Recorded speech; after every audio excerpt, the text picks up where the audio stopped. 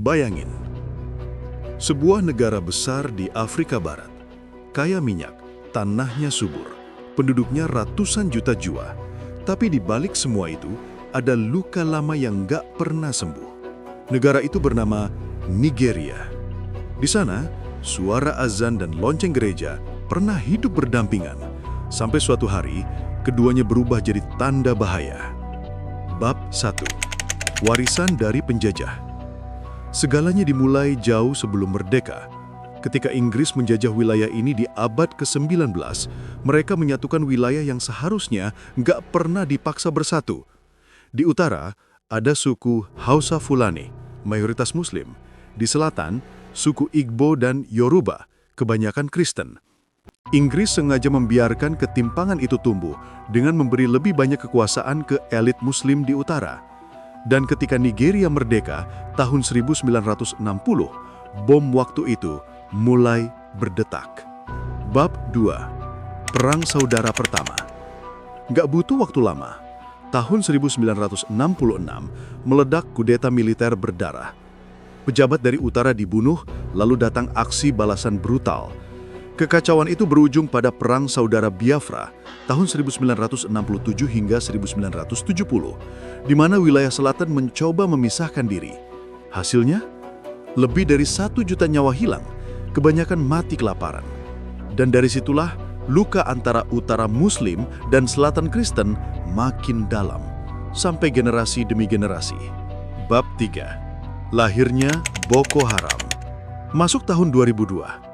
Di utara Nigeria muncul gerakan aneh. Namanya Boko Haram, yang artinya pendidikan barat itu haram. Awalnya, mereka cuma kelompok kecil yang menolak budaya barat. Tapi setelah pemimpinnya terbunuh tahun 2009, mereka berubah jadi kelompok teroris paling menakutkan di Afrika. Sekolah dibakar, gereja diserang, warga Kristen dibantai. Bahkan tahun 2014, dunia geger karena mereka menculik 276 siswi di Chibok. Sebagian besar dari keluarga Kristen, tagar Bring Back Our Girls menggema di seluruh dunia, tapi hingga kini banyak dari mereka tak pernah kembali. Bab 4. Konflik yang tak pernah usai. Tapi bukan cuma Boko Haram yang bikin Nigeria berdarah. Di bagian tengah negeri ada konflik lain antara pengembala Muslim Fulani dan petani Kristen. Awalnya cuma masalah lahan dan air, tapi karena dibumbui politik dan agama, konflik itu berubah jadi pembantaian etnis. Desa-desa habis dibakar, keluarga tercerai-berai, dan ribuan orang terpaksa lari ke hutan. Dan mirisnya, pemerintah Nigeria sering dianggap diam, seolah menutup mata. Bab 5.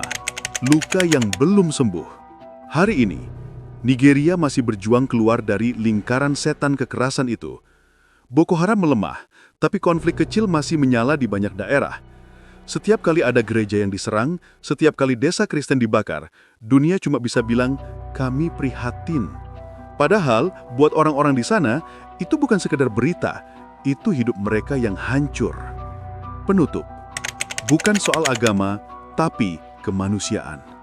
Kalau kita lihat lebih dalam, konflik di Nigeria bukan cuma soal Islam lawan Kristen, tapi soal ketimpangan, perebutan sumber daya dan politik yang memanfaatkan perbedaan.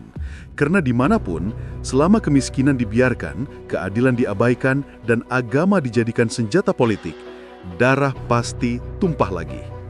Semoga suatu hari nanti, suara azan dan lonceng gereja di Nigeria bisa berdentang lagi, bukan sebagai tanda perang, tapi sebagai tanda damai. Relik cerita, tempat di mana sejarah bicara dan kita belajar dari luka dunia. Kalau lu suka dengan kisah seperti ini, jangan lupa subscribe, kasih like, dan nyalain lonceng notifikasi, biar lo nggak ketinggalan cerita-cerita epik lain dari Relik Cerita. Sampai jumpa di kisah berikutnya, karena masa lalu nggak pernah benar-benar hilang, dia cuma menunggu untuk diceritakan lagi.